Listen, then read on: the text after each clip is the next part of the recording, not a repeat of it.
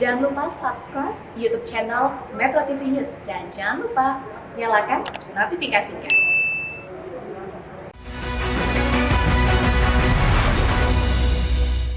Pemirsa, selain dugaan penyelewengan dana umat untuk kepentingan pribadi sebagai tindak lanjut laporan temuan dari PPATK, Badan Nasional Penanggulangan Teroris atau BNPT, dan juga Densus 88 Anti Teror Polri juga tengah mendalami dugaan penyimpangan dana Yayasan Aksi Cepat Tanggap atau ACT untuk membiayai kegiatan terlarang.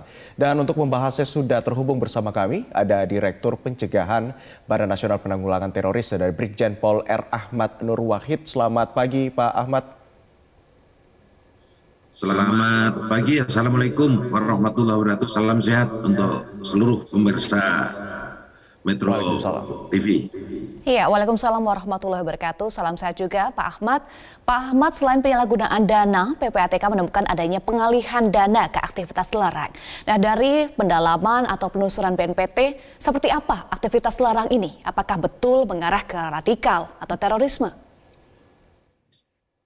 ACT sebagai organisasi filantropis di bidang penggalangan maupun penyaluran dana untuk kepentingan sosial, kemanusiaan maupun keagamaan, tapi juga aktif disinyalir untuk mensponsori atau mendonasi beberapa aksi ya, misalnya aksi bela Baitul Maqdis, kemudian aksi solidaritas Muslim Uighur, termasuk juga aksi solidaritas Muslim New Zealand. Di samping juga ada disinyalir juga mensponsori untuk aksi bela Islam 212 dan lain sebagainya. Akan tetapi ACT, aksi cepat tanggap ini belum masuk di dalam daftar terduga terorisme atau organisasi terorisme, ya. Sehingga data yang disampaikan oleh PPATK ke BNPT maupun ke Densus 88 Anti Teror tersebut merupakan data intelijen terkait transaksi mencurigakan, ya, sehingga masih kami dalami untuk tindak lanjut, ya.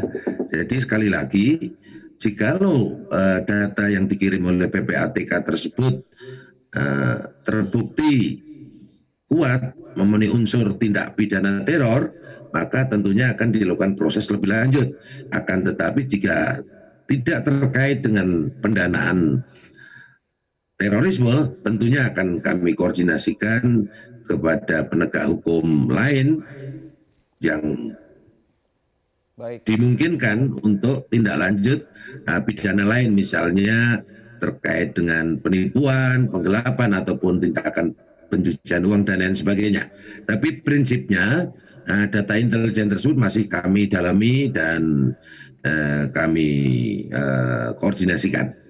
Baik, Pak Ahmad, mungkin bisa dijelaskan lebih detail lagi terkait transaksi mencurigakan yang tadi Anda katakan ini seperti apa praktiknya? Apakah memang langsung menuju ke kantong-kantong dari kelompok tertentu atau dialihkan begitu melalui sebuah bantuan yang menjual mungkin dari bantuan yang menggalakkan untuk kesedihan untuk warga yang membutuhkan bantuan, atau seperti apa transaksinya ini prakteknya? Jadi PPATK itu sebagai lembaga ataupun lembaga negara ataupun ini ya, kan kami selalu koordinasi ya. PPATK selalu rutin ataupun berkala melakukan koordinasi dengan kami, Densus 88 Anti Teror maupun BNPT maupun kementerian terkait lainnya, saya kira terkait data-data tentang transaksi yang mencurigakan. Nah, namun demikian, sekali lagi data tersebut masih merupakan data intelijen yang harus kami dalami, yang harus kami kaji untuk memastikan tentang konstruksi hukum ataupun dalam konteks ini keterkaitan dengan pendanaan terorisme. Jadi masih sifatnya transaksi mencurigakan ya. Nah, sehingga kami dalami, kami selidiki, kami kaji untuk transaksi tersebut. Ya. Baik, Anda sampaikan pendalaman masih terus dilakukan oleh BNPT. Dari pendalaman tersebut, indikasi-indikasi seperti apa saja yang dilakukan oleh BNPT dalam proses pendalaman ini? Kalau terkait dengan indikasi terorisme, itu mutlak kami mendasari kepada aturan hukum yang terkait, dalam hal ini adalah Undang-Undang Nomor 5 tahun 2018 dan PP Nomor 77 tahun 2019.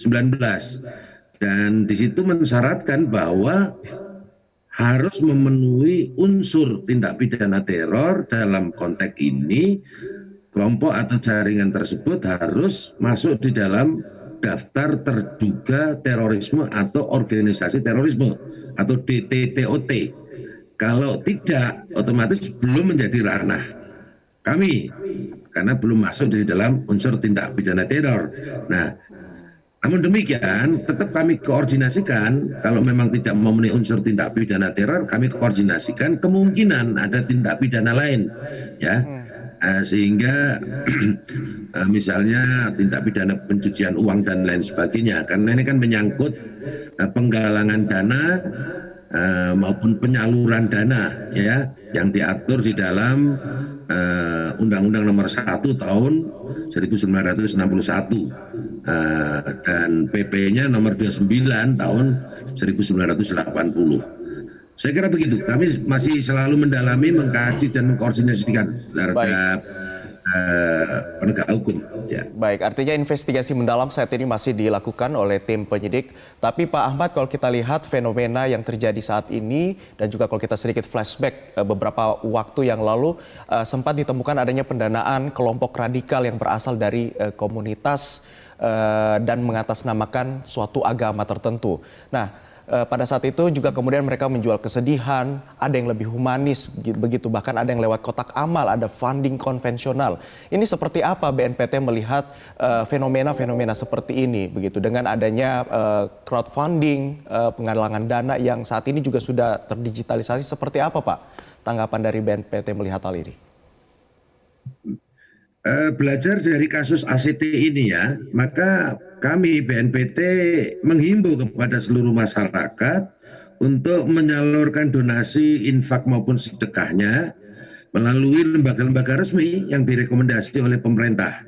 Ya, kalau memang itu donasi untuk kemanusiaan di luar negeri, tentunya harus melalui Kementerian Luar Negeri ataupun lembaga-lembaga yang direkomendasi oleh pemerintah. Nah ini jangan sampai donasi ataupun niatan baik dari masyarakat luas untuk infak, sedekah ataupun mendonasi untuk kepentingan sosial kemanusiaan justru disalahgunakan oleh oknum-oknum ataupun lembaga-lembaga filantropis untuk kegiatan-kegiatan yang tidak bertanggung jawab. Seperti halnya lembaga-lembaga serupa ya, misalnya kayak HASI ya, Hilal Ahmar Society Indonesia, itu kan memang jelas itu terafiliasi dengan jaringan terorisme ya.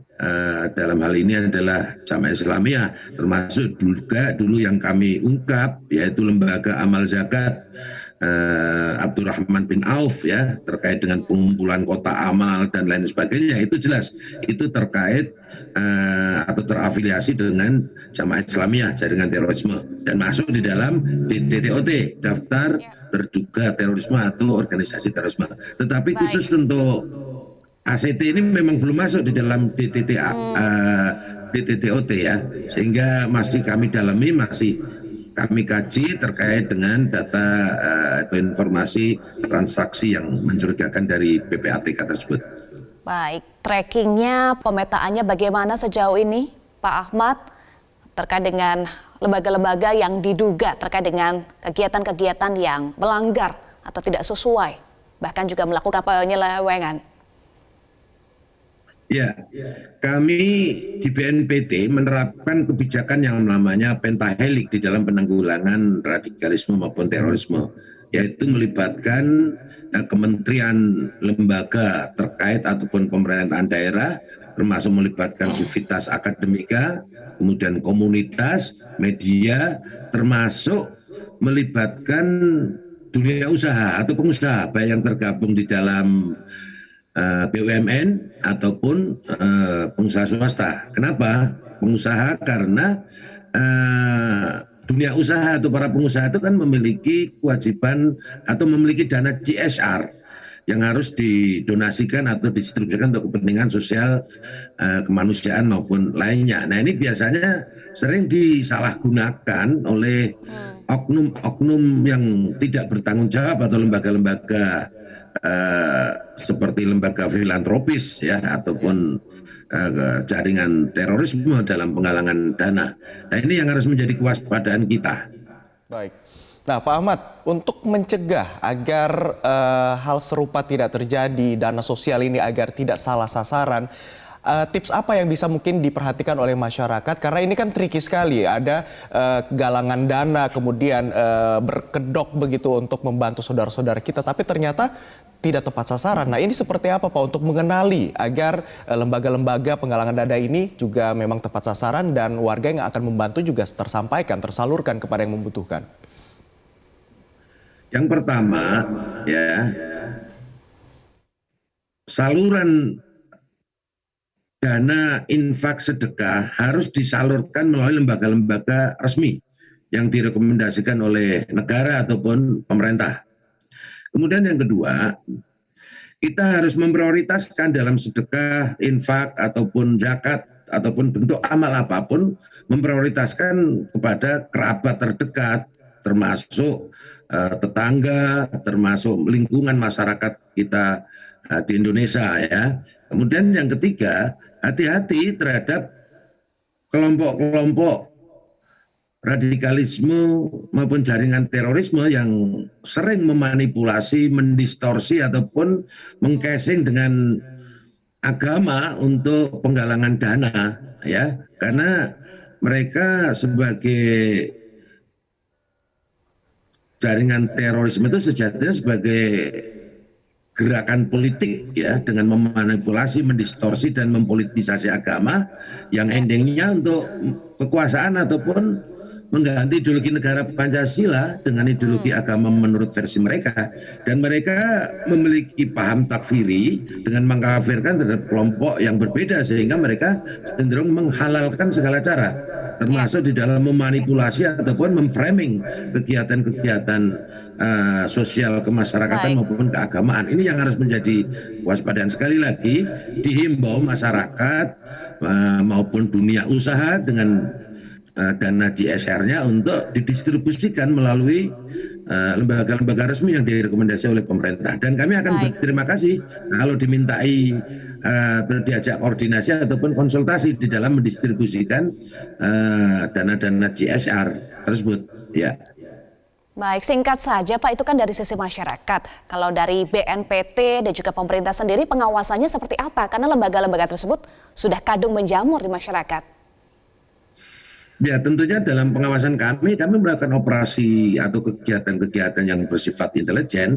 Prinsipnya di dalam melakukan pencegahan terhadap radikalisme dan terorisme adalah 3 hal ya. Yang pertama, kami memutus jalur propaganda terutama di dunia maya.